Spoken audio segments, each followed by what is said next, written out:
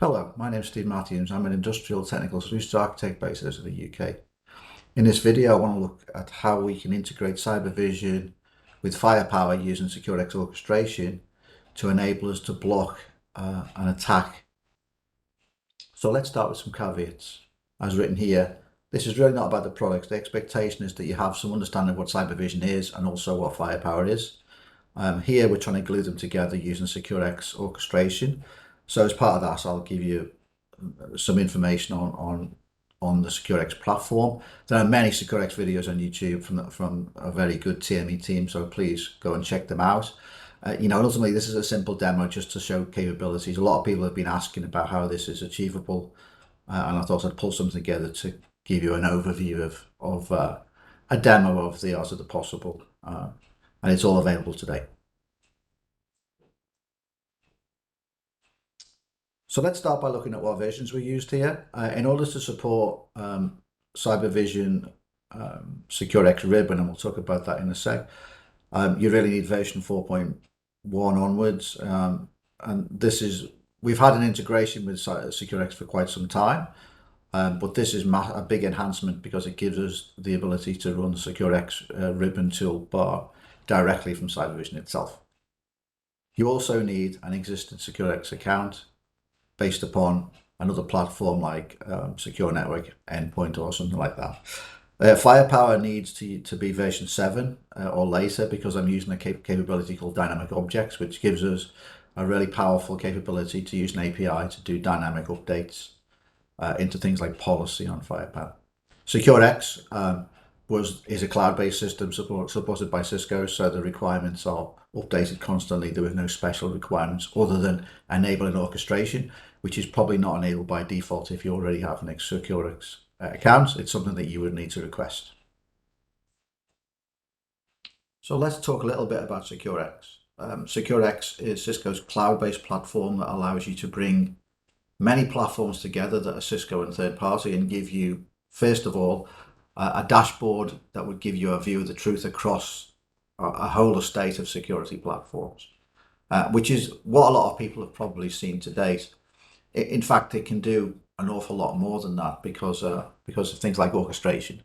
So an important element, and one that I'll be using, is threat response. So Cisco Threat Response is a tool for building incidents and verdicts on things called observables. Observables would be IP addresses, domain name, file hashes, bad URLs, and it's really where you can decide if something is bad. And you can take feeds from many sources, many third parties, including Cisco Talos, existing platforms that you might have like SNE, etc. So it's a way of building a truth for a particular endpoint.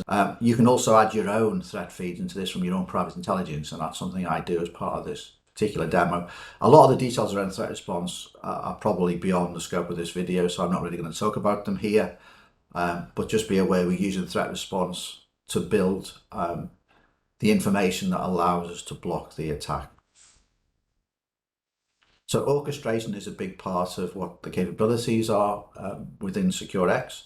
We have this concept of a low-code, no-code engine where you can, as a non-programmer, build flows that interact with lots of different platforms using APIs in a relatively drag and drop simple method. I would ask you to check YouTube videos for orchestration workflows from the TME team. There are quite a lot online. But orchestration is really what we're using to glue things together in this particular case between CyberVision and Firepower. The ribbon, I'd mentioned the ribbon previously. The ribbon is, you'll see, is effectively a toolbar that is available within Cisco security products and is now available within CyberVision. This gives you an easy access into all the componentry of SecureX directly from your GUI. So you can access threat response, you can access other tools like Secure Network Endpoint and so on directly from this. So you can launch directly from these platforms. And it's a tool that follows you around between platforms. And so now it's also available, as I've said, within CyberVision, and we'll use that to actually launch some workflow scripting from orchestration in this simple example, but it can be used for many things. The pivot menu is the name really for a launch menu within the ribbon. The pivot menu is really where you will launch the workflows from. So let's start by looking in a very simple way at really what the kind of ethos of this demo is really. And I'll go into some more detail in the following slides, and then we'll walk through the demo and you can see it in action. Here, we're going to use Cybervision and the inbuilt SecureX ribbon to trigger effectively an orchestration workflow based upon seeing some activity that we're not happy about within Cybervision's view of the OT domain.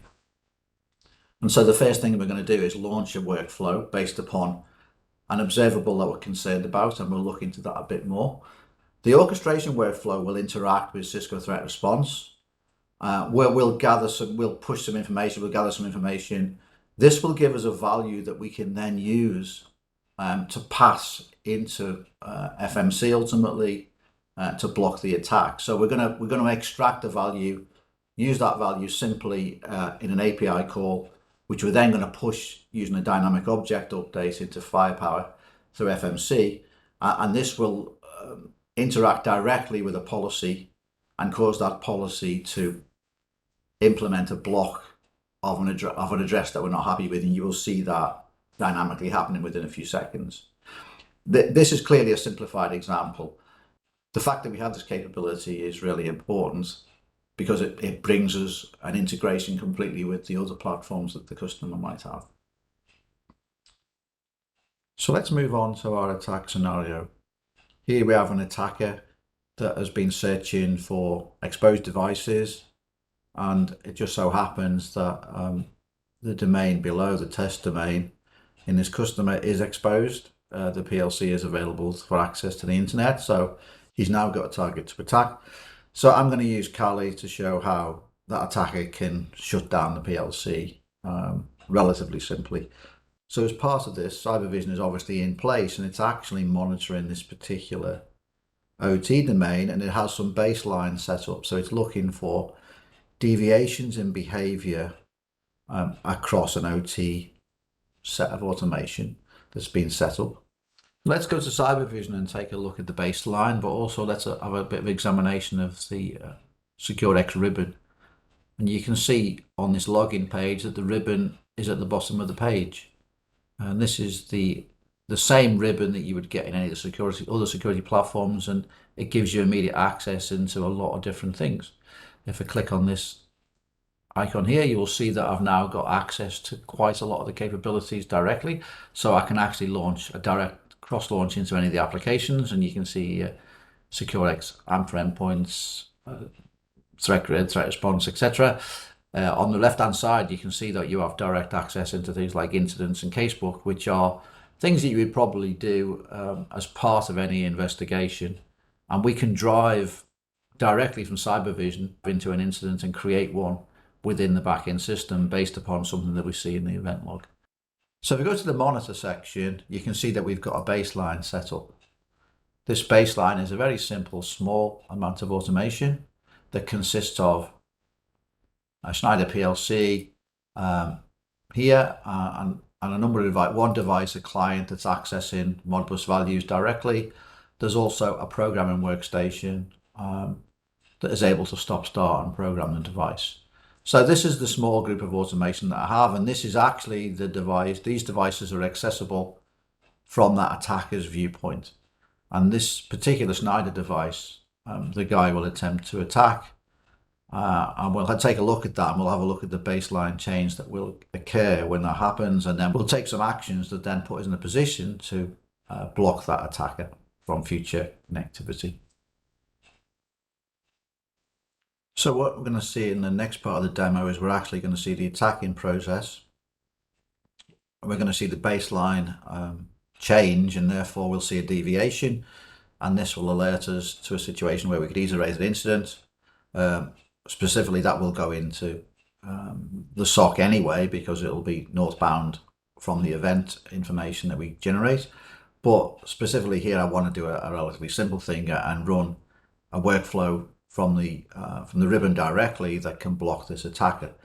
And so the way this will work is I will instigate a workflow from the pivot menu in the ribbon.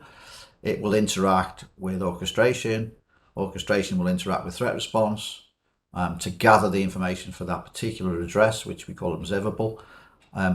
Orchestration will then pass an API call back to Firepower, and Firepower will then add a dynamic object entry into a policy that will block the attacker, and we should be able to dynamically see the fact that the attacker can no longer get to any devices within that particular domain that he's attacking. So let's move over to the attacker and be coming for a second.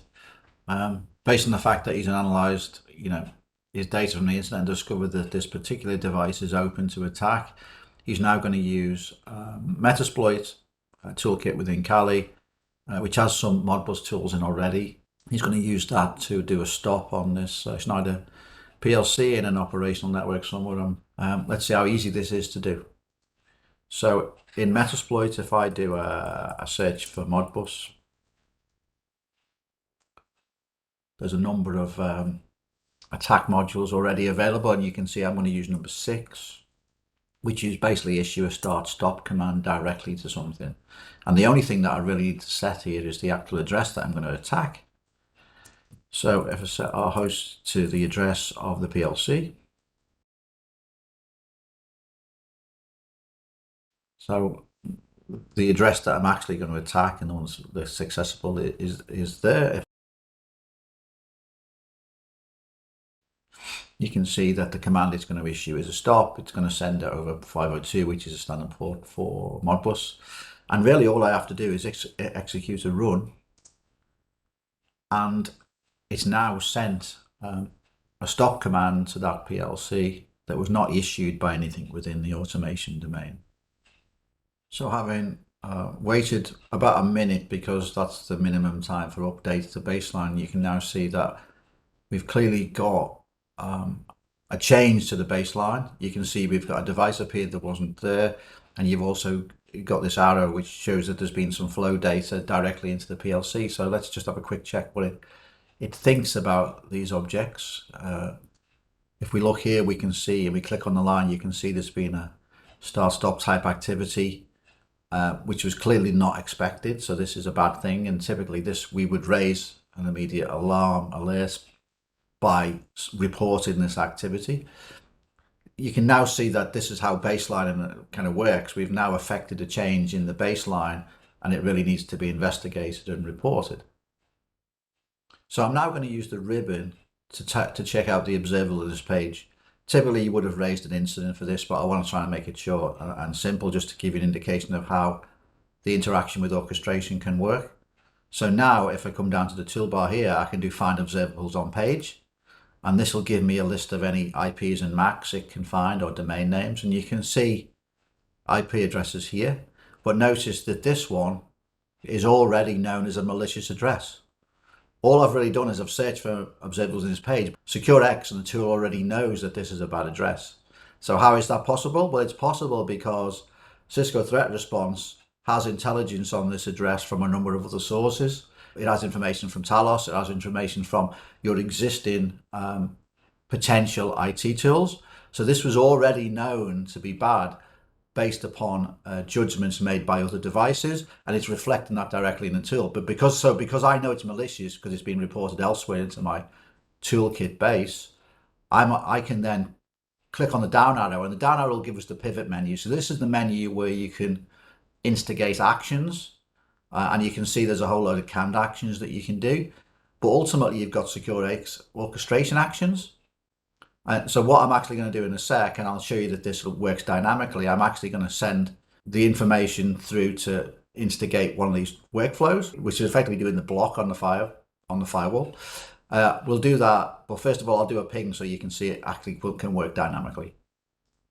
So if I go back to the attacking workstation and I try and ping something within the overall domain there, you can see that I can kind of get into addresses. So what I'm actually going to do now is I'll go and run the workflow that I mentioned before, which is block observable.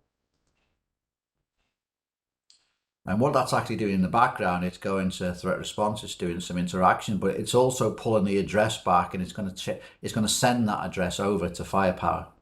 And that will instigate a dynamic object update in a policy to block that address.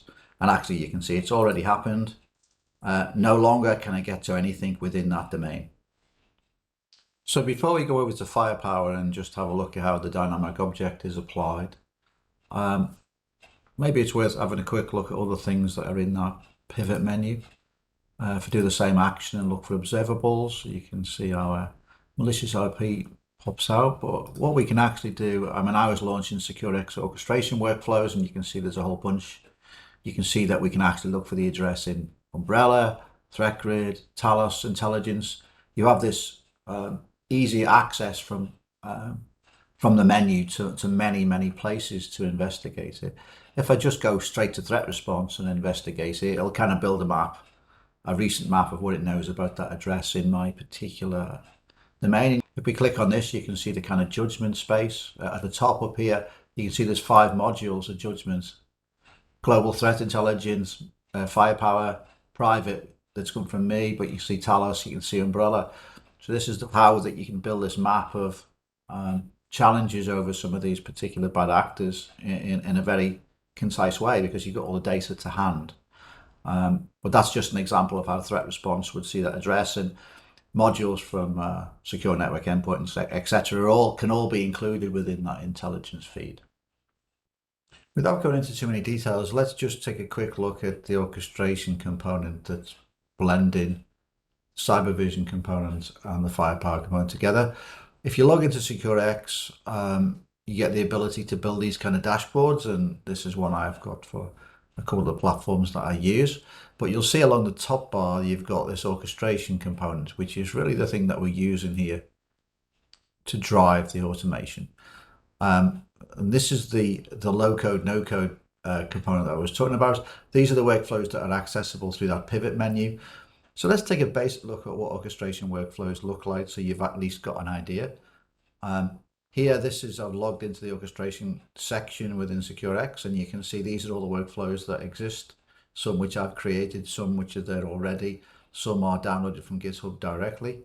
But if I open the one that we're using to block, you'll see that each of the steps is done by a block. We have the ability to add values and objects directly from this. This is this kind of low code, no code concept. And so it can be relatively easy to build workflows based upon known things without really much coding. This is what the workflow looks like. It's actually relatively straightforward for people that understand APIs, but I thought it was worth giving you a view so you've got, at least you can see what a workflow looks like, and you get the ability to run and test this locally. So let's jump across to firepower and have a quick look at how the IP address was supplied as a dynamic object and how it's applied to a policy situation. So if I start by looking at the policy, first of all, under access control, I'm actually using this particular policy up here. And you'll see that the first entry here says dynamic IP. I've added this, so I've pre-populated this. So these entries for these dynamic objects don't have any action until it's given an attribute to act upon. So you can see I've got a dynamic IP entry, I've got a source dynamic attribute, I've got a very simple entry which is block. So should an address appear here, it will block that from getting to anywhere. And this is the policy element of this. Now this information could be supplied through API. It was kind of easier for the purpose of this demo to pre-populate this, but because there's no dynamic attribute by default, then nothing actually gets blocked, which is why the attacker get into the system. If we move to objects, under object management, the dynamic object appears under external attributes. So if we take a look at the actual dynamic object, you can now see that for IP1, there's a mapped IP. It's the mapped IP that was supplied through the API call. We can actually see what that IP is by opening up in a download, and you have a text file that includes the addresses, and now you can see that same address that are supplied from CyberVision is the one that end up being blocked. So that concludes the demonstration. I've just included a few links in the presentation here for Cybervision, for firewalls and firepower, and for SecureX and orchestration. And as I suggested, if you search for SecureX on YouTube, you'll find a lot of videos on its capabilities and also orchestration. Thanks very much for watching the video, and I hope you found it useful.